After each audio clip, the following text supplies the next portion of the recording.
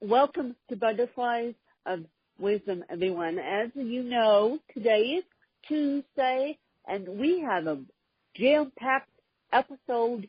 But first, I'm going to kick it off with his PSA, which, first of all, I want to say thank you, and thank you, and thank you. And I'm going to let Mel kick it off. And I have a PSA, then we're going to get into the subject matter, which you guys have been curious about.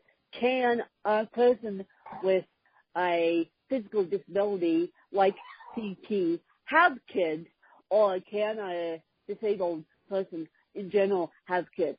And so that's going to be the main topic. But first, we're going to deal with the PSAs. Well, hello, everybody, and thank you for that lovely lead-in. Wynn, how are you? I hope you're doing terrific today. And listeners, I hope you're all having a terrific day yourself.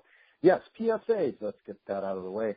700 listeners, that's what we aim to have on each of our episodes. And first and foremost, thank you so much for allowing us to join your private time and space. And it's our mission to add value to you every time we speak. It's also very important that we want to talk about relevant topics that are important to you. So please help us and send us topics that are important to you, whether they are for the disabled or able-bodied community. And we will do our best to research it and give you our best opinions and facts on it. So, yes, 700 listeners strong and 700 listeners aspiring to do that. Second order of business, the launch date of said book for the amazing Wynn, The Mosaic of CP. It looks like the launch date is coming up a little bit earlier than expected. I believe the original plan date was August, but it's looking more like mid-July. And that's going to be a very exciting read. I can't wait to get my own copy. Not sure yet if it's soft or hard, but I'm sure Wynn can fill us in on that. But nonetheless, let's all check it out. I'm sure it's going to be value added for all of us, and let's make it a bestseller. So anyway, there you have it, Wynn. What do you got going on? There we have it. And I just want to correct something in both your PSAs and answer your question, Mel. Create Space only does a soft cover book, so they don't do hardcover, and I haven't found a self-publisher that does hardcover books. And so that being said, I am doing a little bit of research on that. If you guys know of anyone that doesn't cost an arm and a leg, let me know, because Create Space, even though they're wonderful, a soft cover book doesn't last the test of time, no pun intended. And so the Mosaic of CP is the accompaniment to I Come a Win. I Come a Win is the book I wrote when I was 23 years old. That's losing my mom, explaining what cerebral palsy is and was and should be. The Mosaic of CP is kind of like what I'm doing now. And my next book, I'm going to give you a sneak peek of my next book. My dad said it to me as a joke. He goes, "Are you writing a book about being a journalist with Donald Trump and living in this century?" And I said, kind of, but I am writing a book on my documentation of being a journalist with a physical disability. And I am super excited about that. I have a vision in my head what it's going to be. So if I don't get consumed by textbooks, starting in September, I will start that book. But right now I'm working on the Mosaic of CP, and the Mosaic of CP has a really beautiful cover to it. I saw a sneak preview of it myself this morning. My graphic design team, Colleen Hitchman of CoLabs out of Colorado, out of the South Colorado, and I'll put more information in the show notes tomorrow when this episode goes up. Because I asked her, I said, do you work with people remotely, or do you work with people in Colorado. And she goes, we can do both. And what she's doing on my book cover, and her partner Lindsay, who's actually orchestrating this project, is they're both doing a beautiful job. So I saw sneak peek of my own book cover this morning. It makes me super excited to show it to you guys. And what I'm going to try and do is be a New York Times bestseller with Cerebral palsy. Obviously, that would help my case even stronger, because with the podcast, with all the published books, all the work around cerebral palsy, just being a New York Times best-selling author at 30 years old, yes, I said 30, would just be the icing on the cake, no pun intended. And so that's what I'm trying to do with this cover. That's why I've hired a professional graphic designer, because I was not willing to risk the mosaic of CG like I did I Come a Win. Create Space did a wonderful job in producing the book, except they twist my subtitle. So they forgot to put a space in between, I believe, hope and living. So when you look at the original cover, you see a twist subtitle. And so when I saw that, I'm like, oh no. I'm doing a graphic designer from now forward. So that's why I'm doing the graphic design work with a graphic design team. But I'm hoping that this book stands alone on itself, that it can become a New York Times bestseller with a little luck and a little hope and a little promotion. But I'm hoping you guys will enjoy it. And if you haven't, here's your homework assignment. Go look up I, Win on Amazon, and then you get the whole gist of the mosaic of CP as to how it relates to I, Win. You know, I'm sure you've got a lot to say in that book, and I can't wait to get my soft copy on it. It would even be better if it was on audiobook. That's something I like to do with my book in the future. It is going to be on audiobook. Awesome. It is. I actually have a previous guest who, funny story, I had audio producer all lined up for this book. I had audio producer all lined up. And then a previous guest comes to me, Evan Smith, who has a phenomenal voice. He goes, Wim, do you want me to produce your audiobook? I've been producing audiobooks for the past couple months now. I can do yours. I said, let's do it. So I have an audio producer all lined up.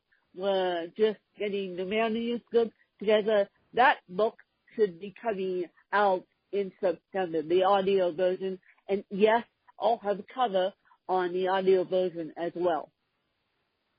That is fantastic. That is fantastic. I do a lot of driving, and truth be told, you know, I wear reading glasses, but just even prior to having to read glasses over the last couple of years, reading just makes me fall asleep, make my mind tired. So listening to audio really, really helps, and I love that. And I love the fact that I can go back and listen to certain things and learn something new that I didn't hear before. Well, possibly because my mind was wandering at that moment. But, you know, I love that it's going to be on audiobook. That's awesome. Great news. Great news. And the reason why I put it on audiobook is because I want to reach a bigger audience, a bigger non-disabled audience. Well, quite frankly, don't tell anyone. No one will get out of the bag. Most people with physical disabilities can't hold a book. Myself, I can't hold a book. My audio retention is over the top, off the chart, considering I was supposed to be deaf, and deaf because of oxygen, how they intubate kids in the NICU. They have to give them oxygen, And as a result, you can either be deaf or you can be blind with cerebral palsy. I have a friend, Juan Carlos, who's blind, who's legally blind, and the reason why I'm bringing him up is because right now he's doing, and I'll put this link in the show notes, he's doing work with Winn-Dixie, who's a grocery store chain on the East Coast, and of course he can't use their site because it's not set up for the physically disabled. And so he went to federal court on Monday and, of course, talked to them and won a case. Thank you very much. That's how much includes Wade Spiegel. And so he sent me an article in the Miami Herald, and we're slowly but surely making adaptations to that one site. And, yeah, this situation has been going on. I've been involved with this situation personally for about a good year. I, as a matter of fact, called Winn-Dixie at one point and said, "What's up?" And of course they go gulp. A lot of people don't understand that disabled people, and this will be another podcast episode in itself, a lot of people don't understand that disabled people want to buy food just like the rest of us. So you kind of have to adapt your site to the disabled too. And I'm like, they went gulp when I called them, and I'm like, you guys, this is not cool. This is not cool. And my Whole Foods is not adapted to Whole Foods. You can barely find an equal opportunity plan now, let alone a website that is set up and geared towards the disabled. And that's going to be a totally different podcast in itself. After next week, after the craziness of next week, that's going to be a totally different podcast in itself. But we want to give you guys a perspective on being a parent, because a lot of you guys have personally asked me, well, can you have kids? Will your kids get CP? Will your kids have physical disabilities? And the answer is no. The answer is no. My kids will not have CP if I have them. And so my plan, and now this is public knowledge because some of you have asked me this before, my plan is to adopt a kid with special needs, and because I want to help the foster system out and adopt a kid with special needs and help them. I mean, people adopting cute babies and having cute babies, and it's like, nope. So that's my plan. But I can have kids, yes. My internal organs just work as well as your internal organs would. So that's my perspective on kids and cerebral palsy. And I know Mel has his perspective, and I know that Mel has questions for me. Oh, parenting is, it's the most important job I have. I'm a single dad, and the most significant day is coming up for me this Sunday, which is Father's Day. And don't know if I've ever mentioned this, but I got divorced in 2012. My sons were young at the time. They were 10 and 12 years old, and they're about to become 15 and 17. Well, my younger son just turned 15. And it's one of the greatest joys in the world, and it's the hardest job in the world. I don't get them that often. I get them every week and every other weekend. And I can tell you that the number one thing that you need to do in order to be a solid parent, I'm going to use the word solid. I don't want to use the word great or awesome or anything like that. That's just really subjective in and of itself. But just to be just a solid parent, and solid to me is someone who's consistent and committed. You got to be consistent with what you do, because kids are so smart. They're a whole lot smarter than you think they are. They're very adaptive, and they're very resilient. So anyway, I love the fact that you plan on being a parent. I think you would be a terrific parent, Lynn. And I think a lot of that has to do with the fact that you have a pretty healthy relationship with your dad, if I'm not mistaken.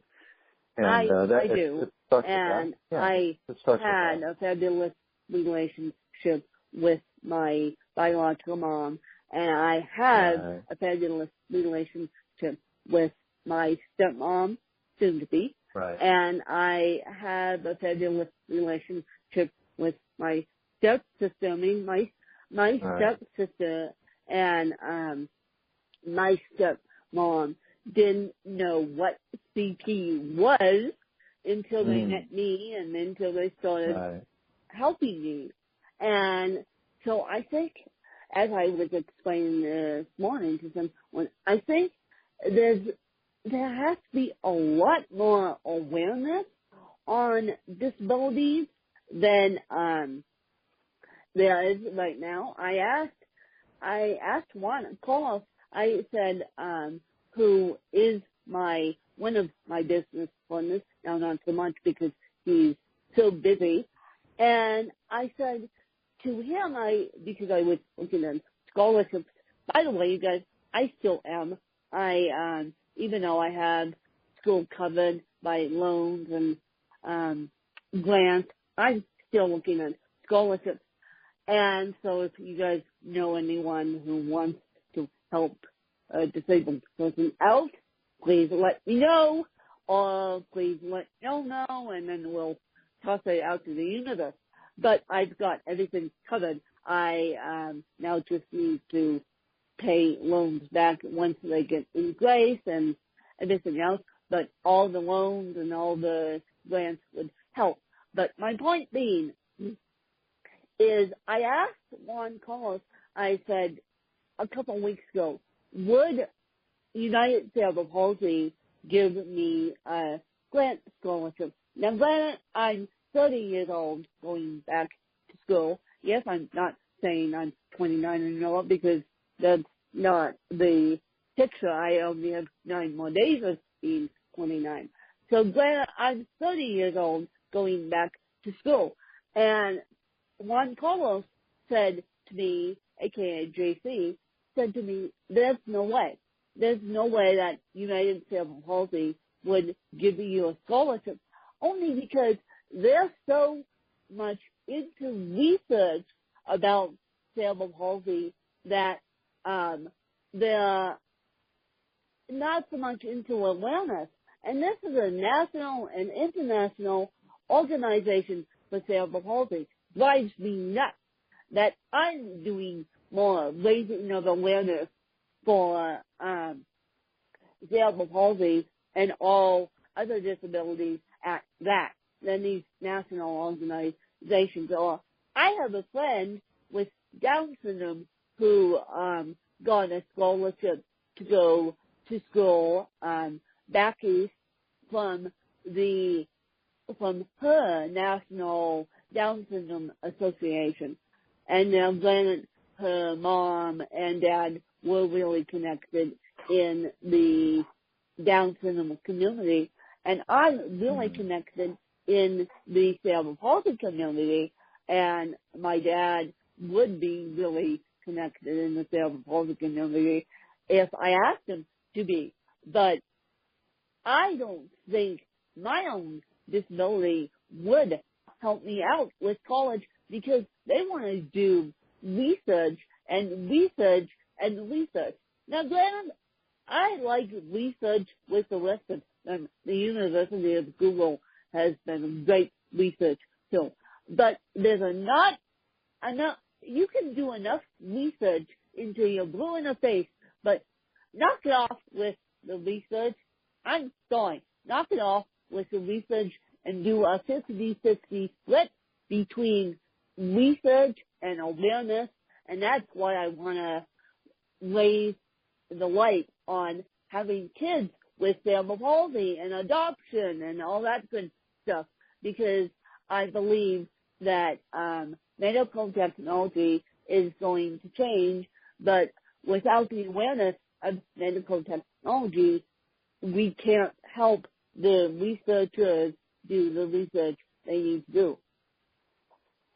You know, it's a funny thing. It's almost like, you know, let's do all our homework, but let's not tell anybody about it, right? Yes. I mean, yes. I don't mean to make light of it, but it's like, it's the simplest analogy I can make in my head. It's like, okay, we're going to spend millions of dollars on, you know, whatever, right? Looking up this kind of statistic. And there's some mind-blowing statistics out there that the federal government really looks at, you know, and all organizations, right? And you think to yourself, what in the world do they need to know that for? And then when you find out about it, the first question you say to yourself is, I didn't know that, right? So if you're spending all this time and money and effort and energy in the research, what good is it if the people that need to know what it is don't know about it? Am I wrong here? Yes. Is it right? I mean, I should have been a data scientist. I should have got my original degree in data science more than education, because I could have helped the cerebral palsy community big time with the science and research, and then I should have done a 50-50 split between research and awareness. But it's interesting and when I say this fact, and you guys have heard this before, and maybe Mel hasn't heard this fact before, I equate it to when a person gets any type of cancer, people say, oh, how can I help you? How can I help you? Let's send you to Susan Komen, or let's send you to every place else under the sun, the Cancer Treatment Centers of America. Let's get you Meals on Wheels. Let's sit with you at the City of Hope. The City of Hope is in LA, by the way. Let's sit with you in chemo. Let's do alternative medicine on you. Let's do all this. When a person says, my child has been diagnosed with cerebral palsy, people are like, what's that? And next. And they're like that with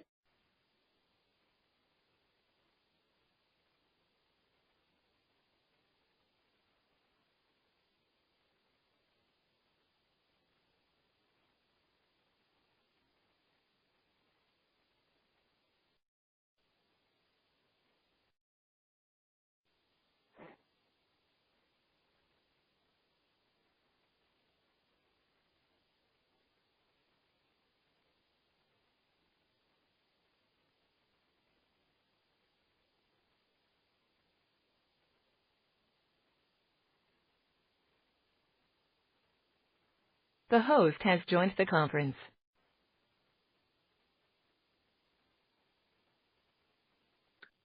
Okay. Now, the moment I said next, my phone decided to fail. So let me just hit the recording button again, and then we'll start again. Sounds good. Make this a 2-part episode.